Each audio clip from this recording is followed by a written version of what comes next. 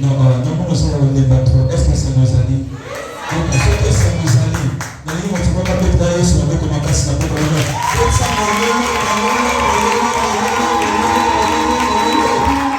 Alléluia. Alléluia. En fait, nous disons que nous ne pouvons pas les lois. Aya pour exhorter sur le pendant 15 minutes. Alléluia.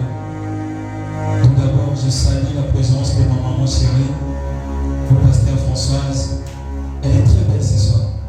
Alléluia. Et votre part, le pasteur, que Dieu vous bénisse pour ce soir. Bien. Alléluia. C'est le grand frère personnel. Alléluia. C'est le grand frère propre. Si vous allez au béni Zakissa, à la terre Zakissa. Alléluia. En fait, si vous m'en au ministère, il y a des gens qui ont la foi. Mais pour moi, il y a des alléluia. Est-ce que vous avez dit que vous avez dit ça? Mais ça, parce qu'on a taille à la vérité. À ce moment-là, on a quatre à la vérité. Alléluia. Comment on a grandi en Haïti, on a aucun Haïti. Mais on a dit ça, parce que c'est pour nous. Amen, amen. Yoka. La mission de la mission de parler. Alléluia. Par 2 années, 5 mois. Tant jour 5. Je suis en 4. Alléluia. Alléluia. Est-ce que moi, j'en ai sur ma propre alléluia? Dans la mission de la mission, c'est la moyenne tellement. La sécurité de la mission, c'est la moyenne tellement. Alléluia. La tellement, c'est un peu. Alléluia. Dans mon présence, ça va être apprécié. Alléluia. Toanda. Vous êtes prêts, Toanda? Vous êtes prêts, Toanda? Alléluia. 5, 3, 2, 1. Moi, j'ajoute le sang qui sonne contre le pouvoir. On a fait un peu de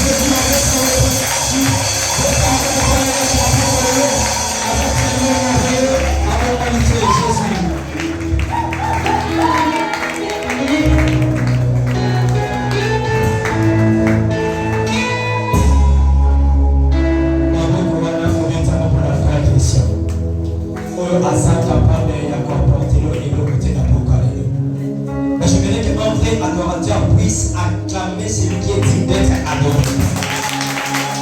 Tu n'acclames pas la créature, mais tu acclames le créateur. Je voudrais que tu acclames celui qui nous est béni ce soir, mon Seigneur. Je voudrais que tu acclames celui qui a créé le circonstance. Alléluia, qui est le maître des corps des circonstances. Celui qui nous est béni, mon Seigneur. Tu n'acclames pas pour maman papa, mais cette personne là-haut, il est la personne qui est avec la vie. Il est pour nous avec la vie. Il est là.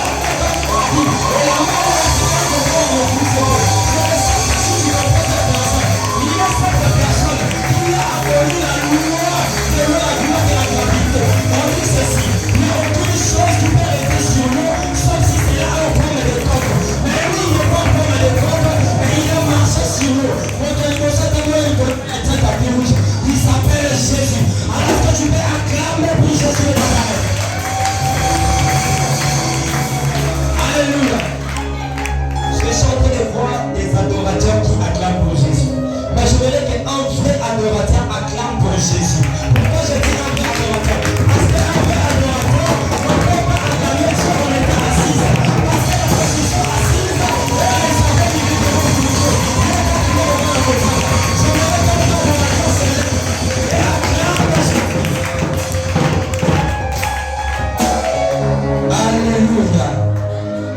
Dis à ton voisin, sois la bienvenue dans la nuit de vrais adorateurs. Alléluia. Donc dis-lui bienvenue, sois la bienvenue dans la nuit des vrais adorateurs. Quand je publiais l'affiche, les gens me posaient la question, vous parlez de la nuit des vrais adorateurs, mais nous voyons, c'est à 15h, comment on peut expliquer ça? J'ai dit, venez, vous allez comprendre pourquoi nous parlons de la nuit en plein jour. Alléluia. Je vais inviter un homme, puisque nous parlons de l'adoration, qui va nous conduire pendant 5 minutes dans l'adoration. C'est un frère à moi, je l'aime beaucoup. Je l'appelle mon précieux président. Alléluia. Il s'appelle Précieux. Et moi, je l'appelle mon précieux président précieux. Alléluia. Il est le conducteur du groupe Cœur d'adoration. Et comme ce soir nous parlons de l'adoration, je pense qu'ils sont la bienvenue. Alors je voudrais que si vous acclamez, moi j'appelle Mon président précieux, lorsqu'il s'approche, est-ce que tu peux acclamer le roi des rois? Acclame Jésus.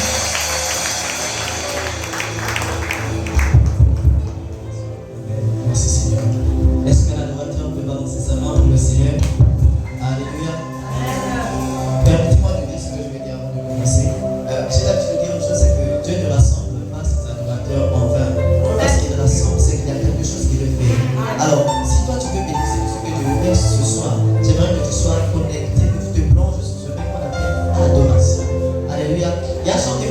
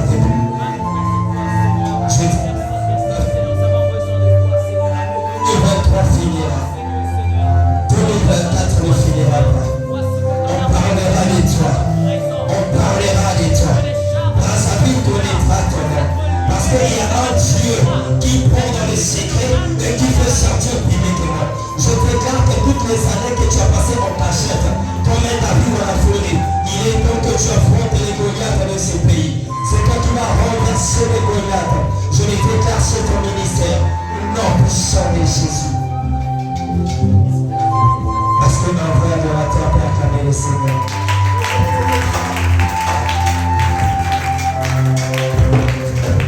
Amen. Merci mon frère pour ces instants. Vous savez, dans la présence de Dieu, ce n'est pas question du temps de beaucoup prier, mais c'est question de bien prier. Alléluia. Dieu n'a pas besoin que tu multiplies tes prières ou que tu pries pendant 2 ans pour montrer à Dieu que tu sais prier. Mais dans 2, 3, 4 minutes que tu peux consacrer à Dieu, avec un cœur bien disposé, cela attire la gloire de Dieu. Alléluia. Les rassemblements des hommes dans un lieu attirent les surnaturels. Mais la disposition de leur cœur attire la gloire de Dieu. Alléluia. Alors je voudrais que quelqu'un dispose son cœur, pas ses oreilles mais son cœur, et m'accorder ne fût-ce que 10 minutes. Amen. Alors je ne suis pas venu seul ce soir. Il y a une grande équipe des hommes de Dieu qui m'ont accompagné. J'aimerais les honorer. Je vais présenter mon berger, le frère Emmanuel. Est-ce que tu peux t'élever? Il est de la chapelle de vainqueurs à Togo. Ah, il a un jumeau. Et je vais aussi faire lever son jumeau, le berger Emmanuel aussi de Lima. Il est de l'ICC. Alléluia. Et mon prophète Jérémie Oko, qui est venu m'accompagner. Est-ce que tu peux t'élever en acclamant le Seigneur? Merci beaucoup mon prophète. Et je vais prendre mon compagnon de leader, le frère Diego qui ne m'a jamais abandonné. Est-ce que tu peux t'élever mon frère? Que Dieu te bénisse. Amen. Amen. Alors, ma maman m'a dit une chose, une question. Toute mère de ces mondes, peu importe son âge, c'est pareil. Alléluia. Vous savez, c'est difficile de voir un invité venir chez toi. Tu loues une chambre salon, tu lui laisses la chambre et tu dors au salon. C'est vraiment difficile. Mais ce soir, une mère m'a laissé sa chambre pour que je dorme et qu'elle dorme au salon. Alléluia. Alors je ne peux pas me permettre d'ouvrir ma Bible et commencer à prêcher sans pour autant avoir la bénédiction de cette mère. Alléluia. Alléluia. Alors, étant nous sommes partis, nous allons rapidement partir dans les Écritures. Nous allons lire des portions des Écritures. Je suis dans le livre de 2 Rois. 2 Rois chapitre 17. 2 Rois 17. Nous allons prendre le verset 10. Amen. Est-ce qu'on peut s'élever pour honorer la parole?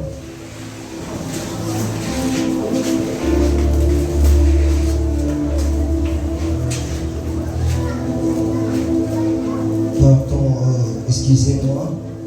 Prenons 1 Roi plutôt. 1 Roi 17 à partir du verset 10. 1 Roi 17 à partir du verset 10. La Bible dit, il se leva et il alla à Sarepta. Comme il arrivait à l'entrée de la ville, voici, il y avait là une femme veuve qui ramassait du bois. Il appela et dit, va me chercher, je t'ai pris un peu d'eau dans un vase afin que je boive. Amen. Alors nous allons prendre la deuxième partie des Écritures. Nous allons prendre le livre des Chroniques. Des Chroniques, le chapitre 5, le verset 11 à 14. J'ai lu au nom de Jésus. Au moment où les sacrificateurs sortirent du lieu saint, car tous les sacrificateurs présents s'étaient sanctifiés sans observer l'ordre des classes. Et tous les Lévites qui étaient chantres, Asaph, Émon, Jédur, leurs fils et leurs frères, revêtus des tissus, se tenaient à l'orient de l'autel avec le cymbale, de l'huile et des harpes, et avaient auprès d'eux 120 sacrificateurs sonnant des trompettes. Et lorsque ceux qui sonnaient des trompettes et ceux qui chantaient, s'unissant d'un même accord pour célébrer et pour louer l'Éternel, firent retentir les trompettes, les cymbales et les autres instruments, eux célébrant l'Éternel par ses paroles. Car car il est bon et à sa miséricorde dure à toujours. En ce moment, la maison de l'Éternel fut remplie d'une nuée. Et les sacrificateurs ne purent pas y rester pour faire le service à cause de la nuée, car la gloire de l'Éternel remplissait la maison de Dieu. Amen. On acclame pour la parole, on peut s'asseoir. Alors, nous parlons d'un thème qui est l'adoration en héritage. Alléluia. L'adoration en héritage. Et je préviens dans ce thème qui est le pauvre en esprit n'hériteront pas l'adoration. Amen.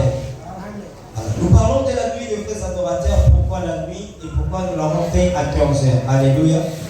La nuit que nous sommes en train de parler ici, ce n'est pas par rapport à l'heure, mais c'est par rapport au temps. Alléluia.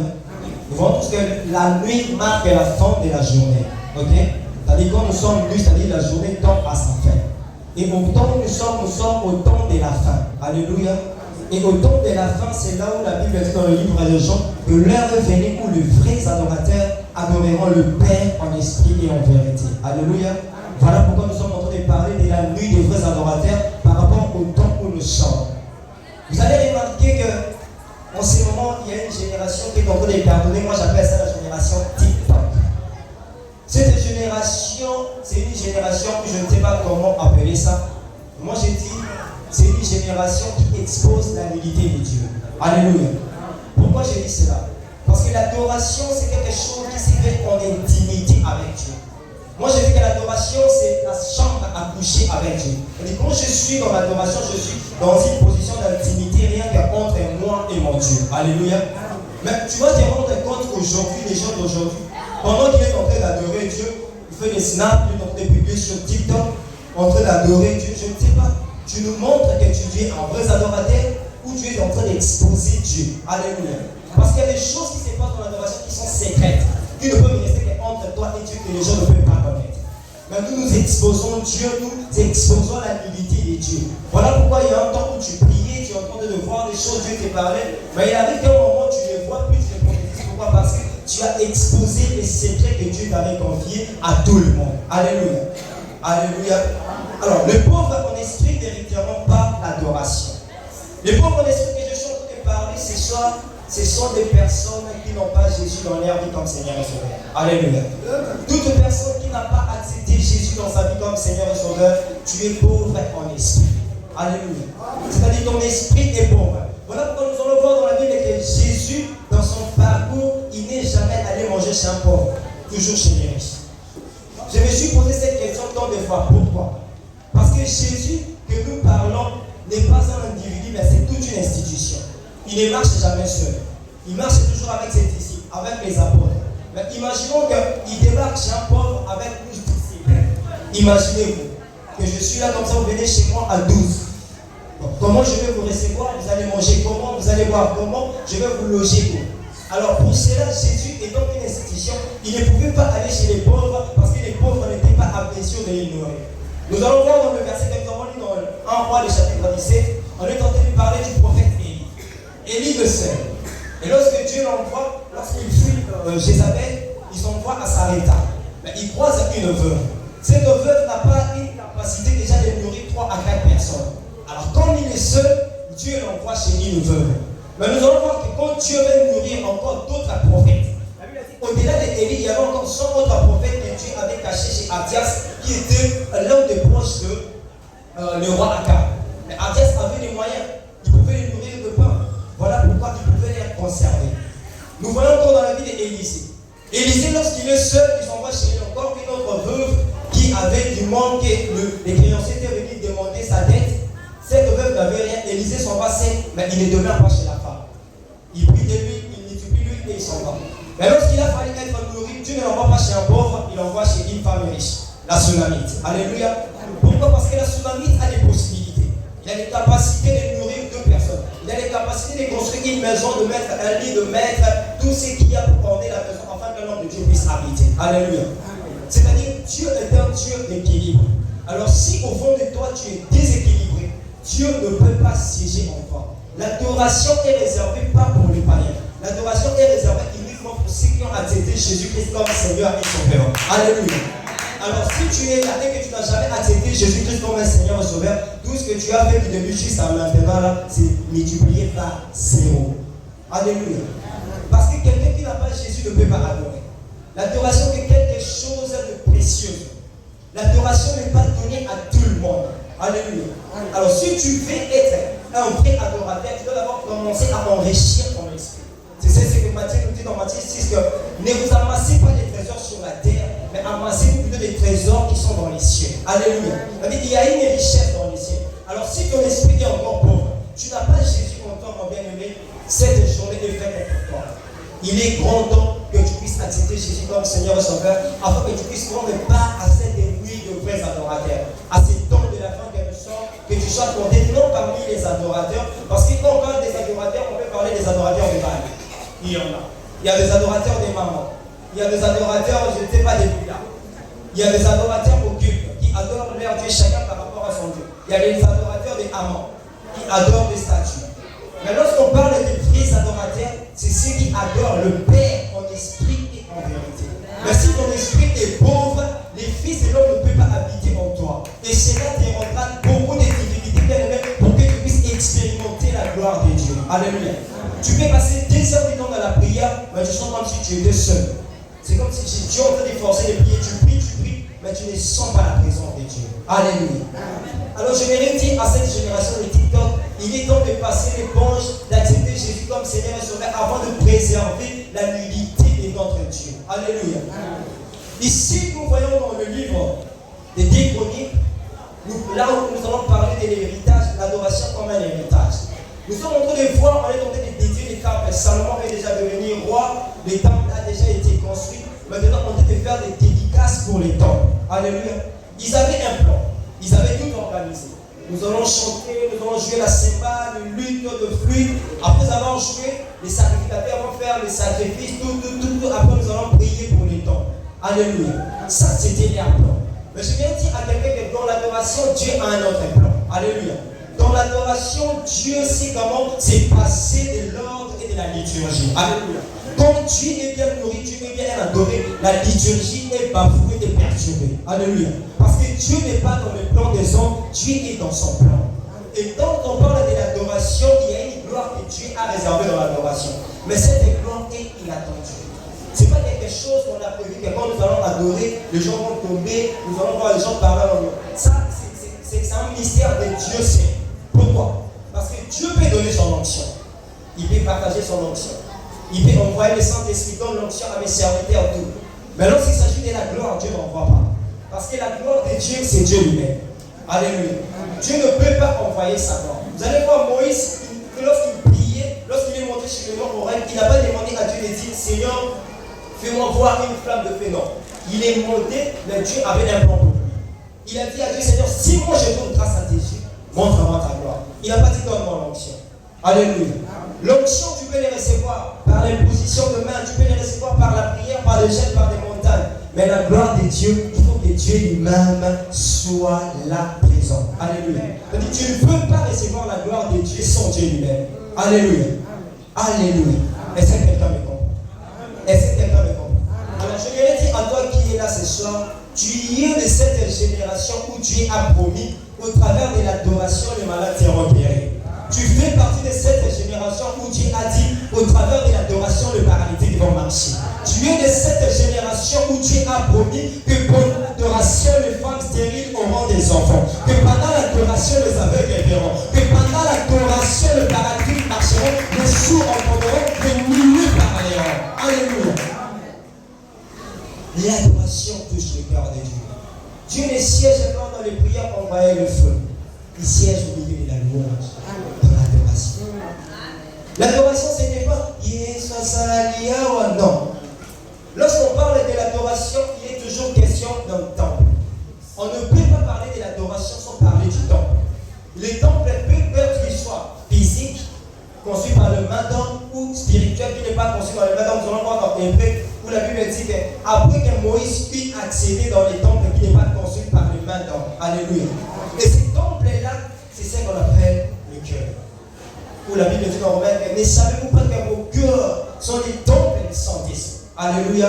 Alors, lorsqu'on parle de l'adoration, nous voyons un temple.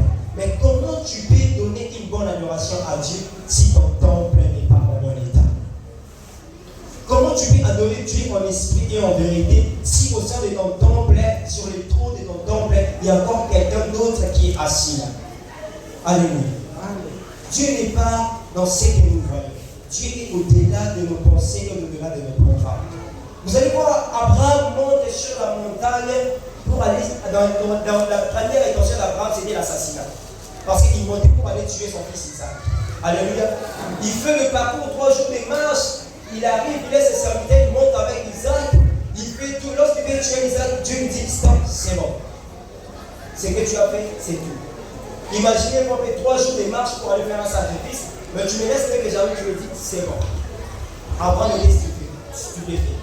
Mais or, l'Isaac que Dieu avait demandé à Abraham de tuer, ce n'était pas Isaac que Abraham avait été monté avec lui, mais c'était le Isaac qui s'est trouvé au fond de son cœur. Parce qu'Abraham aimait Isaac plus que toute autre chose. Il pouvait donner de l'affection à Isaac plus que même sa femme. Quand même qu'il peut chasser sa femme Agar de la maison, il chasse son fils aîné Ismaël pour rester uniquement avec son fils Isaac. Vous pouvez comprendre cela. Isaac avait pris la place de Dieu dans le cœur d'Abraham. Alors Dieu devait lui dire, tu dois sacrifier Isaac. Et quand Dieu a vu l'acte qu'Abraham voulait faire, il a compris que oui, le Isaac que je t'avais demandé qui était dans ton cœur a été réellement sacrifié. Tu ne peux plus tuer l'enfant. Alléluia. Alors ce soir, je vais dire à quelqu'un pour finir.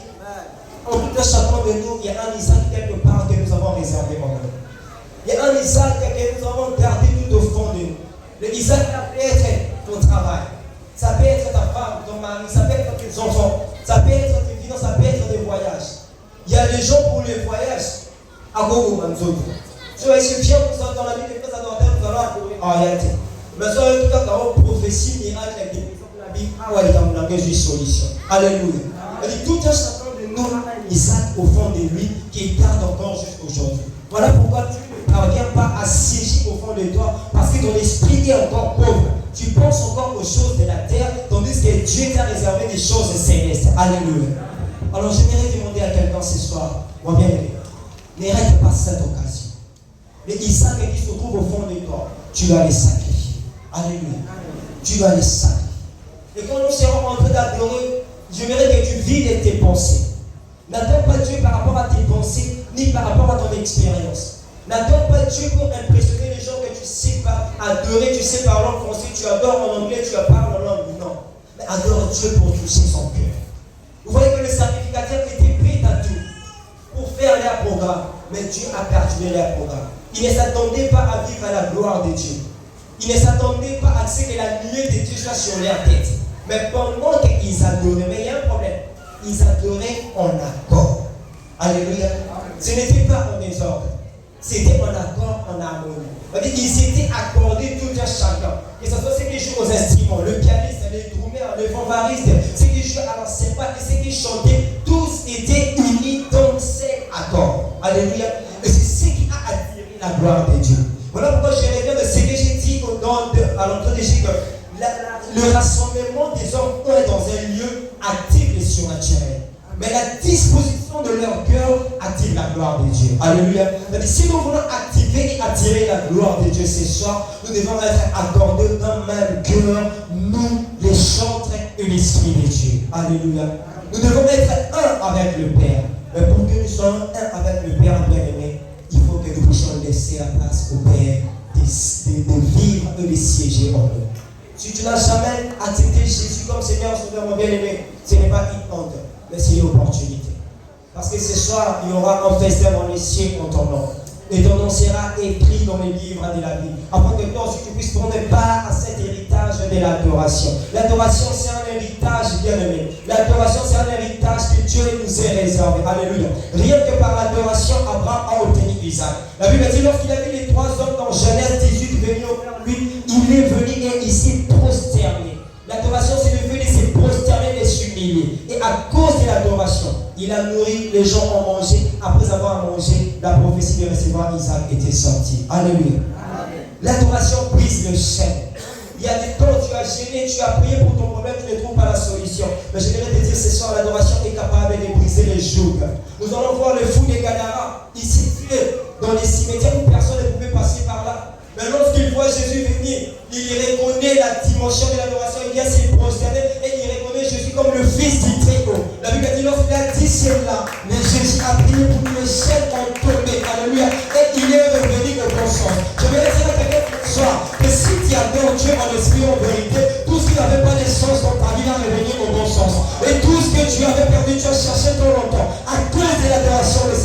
vas les trouver. Alléluia. Alléluia. Alléluia. Je vais inviter une personne bien aimée. Je sais que tu es. Je sais que tu es. Cette soirée est pour toi. Si tu n'as jamais reçu Jésus comme ton Seigneur et Sauveur, si tu n'es pas baptisé dans l'Esprit, il est grand dangereux. Oui, tu peux te réjouir de ta jeunesse, mais la vie est éphémère. Tu ne sais pas, après c'est qu'une tête qui t'attend dehors, bien aimé. Tu peux sortir et l'accident arrive, tu meurs. Mais si tu meurs sans Jésus, où passera-t-il ton éternité? Je vais poser la question à l'église. Si Jésus revient maintenant, au moment où vous faisiez la leçon de Dieu sans là, je suis là devant vous en train de parler. Jésus revient. Pose-toi la question, réponds-toi toi-même. Où iras-tu? Est-ce que tu iras dans le paradis? Est-ce que tu es convaincu? Alors je vais inviter une personne si tu es là. Si tu n'as jamais accepté Jésus comme Seigneur et Sauveur, passe devant, nous allons prier pour toi. Ce n'est pas une honte, bien-aimé, mais c'est une opportunité qui t'est offerte. Ne reste pas pauvre en esprit. Accepte Jésus comme Seigneur et Sauveur. Les hommes de Dieu sont là, ils peuvent t'encadrer, tu te feras baptiser. Si tu n'as jamais accepté Jésus, tu ne peux pas passer par le feu du baptême. Si tu es là, tu peux passer, bien-aimé. N'aie pas honte, le Seigneur a besoin de toi. Dieu veut qu'une âme soit sauvée ce soir. Alors avance, le Seigneur t'appelle. Il t'appelle ce soir. Je sens que tu es là. Je ne suis pas là pour prophétiser pour la vie de quelqu'un afin que tu acclames. La prophétie c'est bien, mais ce n'est pas ça qui va t'amener dans le paradis. Avance, n'aie pas honte. Si tu n'es pas encore baptisé, avance devant. L'occasion est là pour toi-même. Saisis cette opportunité. Est-ce que tu peux me donner?